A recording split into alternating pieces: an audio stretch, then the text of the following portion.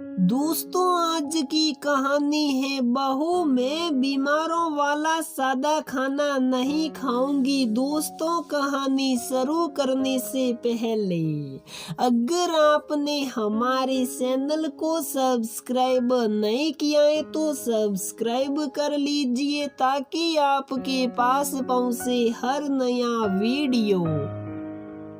सपना की सासू माँ मीरा देवी एक नंबर की सटोरी थी। उनके सटोरेपन की कताई आस पड़ोस मोहल्ले व पूरे खानदान में प्रसिद्ध थी।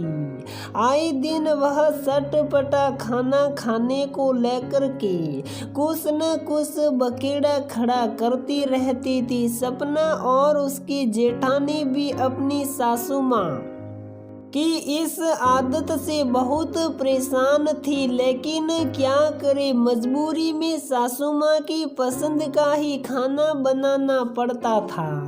अगर कभी कोई चाहे भी कि सादा भोजन बना ले तो वह नहीं हो सकता था, वो भी सासू माँ के रहते। वह किसी न किसी बहाने से चटपटा मसालेदार भोजन बहुओं से बनवा ही लेती थी। मीरा देवी के छोटे बेटे का तबादला दूसरे शहर में हो गया।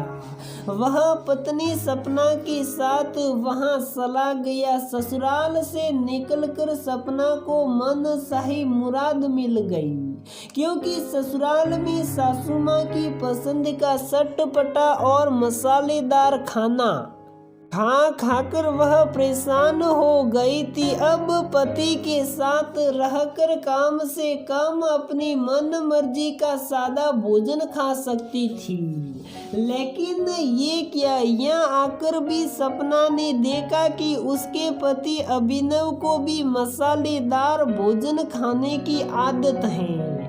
हर दूसरे दिन वह कहता कि आज कचौरी बना दो और शाम को अक्सर छोले या बेसन की मसालेदार सब्जी बनाने के लिए कहता। कभी कभी तो ऐसा होता कि सप्ताहांत में अभिनव कहता कि आज खाने में समोसे ही बना लो, तुम समोसे बहुत अच्छी बनाती हो। और कभी ऐसा होता कि अभिनव कहता कि आज प्याज के पकोड़े ही बना लो, और जब पकोड़े खाने में उसे इतने स्वादिष्ट लगते कि वह ब्रेकफास्ट में बने पकोड़े लंच में भी खाने को मांगने लगता था। रात के डिनर में भी कहता कि पकोड़े खत्म हो गए क्या। ये सब देखकर तो सपना बहुत अधिक परेशान हो गई, लेकिन 1-2 साल में ही उसने अपने पति अभिनव को भी सादा भोजन खाने के महत्व को अच्छे से समझा दिया था। साथ ही अभिनव को समझा दिया था कि मसालेदार और तला खाना खाने से सेहत पर कितना बुरा असर होता है। इधर नीला देवी बड़ी बहू के हाथ का बना खाना खा खा कर बोर होकर सोटे के यहाँ घूम कर आने का प्लान बनाने लगी कि चलो छोटी बहू और बेटे के पास भी जाकर रह जाऊं। ऐसा सोचकर वो अपनी बड़ी पोती को लेकर, जो सिर्फ 5 साल की थी, छोटे बेटे और बहू के यहाँ अपना सामान बांध पहुंच गई। 1-2 दिन तो सपना बहू ने उनकी पसंद का मसालेदार खाना खुश होकर बनाया, लेकिन 2-4 दिन बाद ही बेटा और बहू दोनों फिर सादा भोजन खाने लगी। हर दूसरे दिन चावल, दाल और हरी सब्जियां बनने लगी। और तो और मीरा देवी तब और परेशान हो गई जब पोती शिबू को भी ये खाना रास आने लगा। अब तो वह भी बड़े प्यार से बोलती कि सासी लौकी की सब्जी देना खाने के लिए, और कभी कभी बोलती कि सासी मुझे खाने में दाल चावल घी डालकर दे दो। कई बार तो मीरा देवी की तब और आफत हो जाती जब शिबू सासी से ये कहती कि सासी मुझे दाल में घी जीरे का तड़का लगाकर दाल रोटी खाने को दे दो, आपके यहाँ का खाना बहुत अच्छा है। हालांकि सपना ये जानती थी कि सासू माँ को ये भोजन पसंद नहीं आने वाला है, किंतु क्या करे। फिर उसने सोचा कि हो सकता है सासू की सोच बदल गई हो, इन्हें भी तो ये सात्विक आहार पसंद करने लगा है। सुबह में तो सपना और अभिनव नाश्ते में पपीता और सेब ही खाते थे, और यही वह माँ और शिबू को भी खाने के लिए देने लगे। शिबू, अभिनव और सपना तो खूब साव से फल की बनी चाट खा लेते थे, किंतु मीरा देवी को सुबह नाश्ते में फल तनिक नहीं भाते थे। वह तो सुबह सुबह नाश्ते में कचौरी या छोले भटूरे खाने की आदी थी, लेकिन अब यह क्या करे, किससे कहे मन की इच्छा। अगर वह कभी कहती भी कि ये सुबह सुबह फल क्यों खा रहे हैं, तो बेटा अभिनव उन्हें परवसन सुनाने लगता कि माँ, यहाँ शहर में सब लोग सेहत का खास ख्याल रखते हैं, ब्रेकफास्ट में फल और दूध ही लेते हैं, और ज़्यादा से ज़्यादा कुछ अलग तो दलिया या अंकुरित अनाज खाते हैं, और सुबह सुबह बेटा बहुत सूखे फल अखरोट बादाम मुंह में डालकर शेर पर चले जाते, आकर पहले योग और प्राणायाम करते, उसके बाद ही कुछ खाना खाने की शुरुआत होती। एक दिन ऐसा हुआ कि घर में कोई भी फल नहीं था। तब तो नीला जी ने सोचा कि आज तो बहू को कुछ अच्छा नाश्ता बनाना ही पड़ेगा, किंतु ये क्या। उन्होंने देखा कि बहू सुबह सुबह उठी और उसने अंकुरित चने और छाछ का नाश्ता तैयार कर दिया, और तब तो मीरा देवी बहुत दुखी हो गई जब हर आने वाली सुबह की हवा शुरुआत ऐसे ही अंकुरित अनाज के नाश्ते से होने लगी।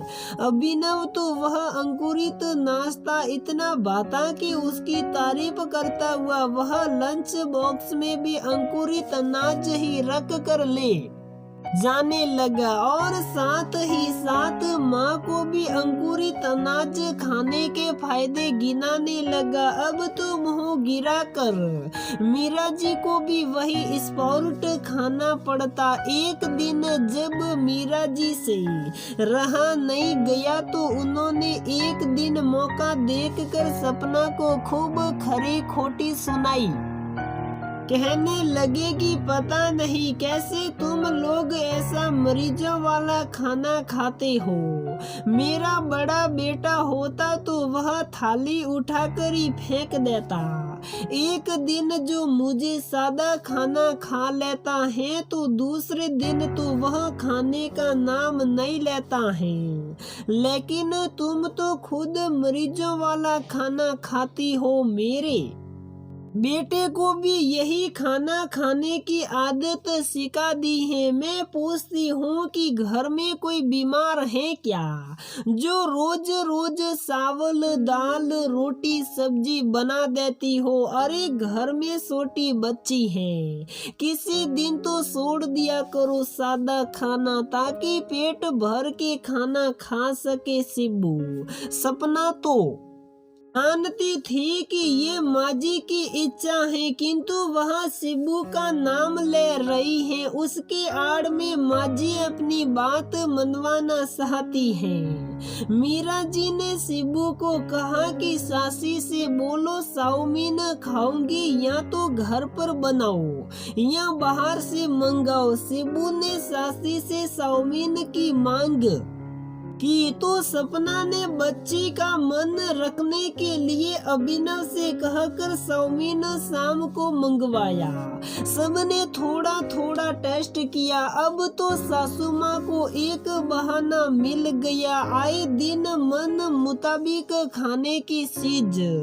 शिबू को उकसा कर मंगवा लेती थी, कभी मोमोज कभी चिल्ली टेटो। सपना को सासू माँ की साल समझ आ गई तो उसने एक दिन शिबू को इन चीजों का नुकसान समझाने की कोशिश की और शाम को अभिनव के आने से पहले ही शिबू को घर का हेल्दी खाना खिलाकर बैठा देती, जिससे उसका मन ही ना करे कुछ और खाने का। एक दिन मीरा देवी शिबू से बोली कि तुम सासी से कहो मैगी बना दे, पर शिबू को सपना ने समझा दिया था कि मैगी में नुकसानदेह चीजें होती हैं। तो वह बोली, दादी मैं मैगी नहीं खाऊंगी। इस बात पर मीरा देवी ने उसे एक थप्पड़ जड़ दिया।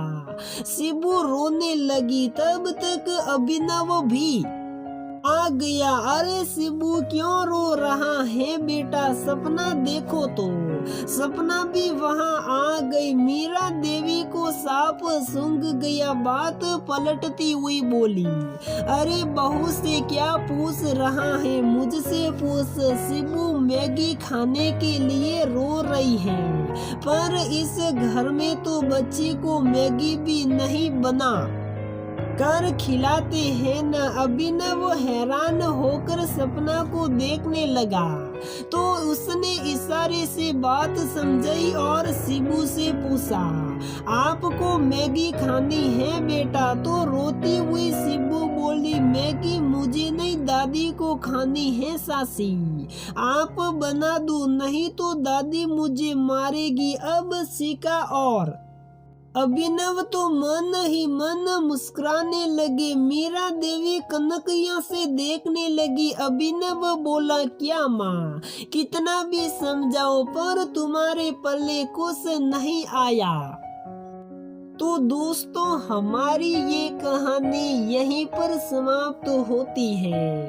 अगर आपको हमारी ये कहानी पसंद आती है तो प्लीज वीडियो को लाइक करें, शेयर करें और हमारे चैनल को सब्सक्राइब जरूर करें।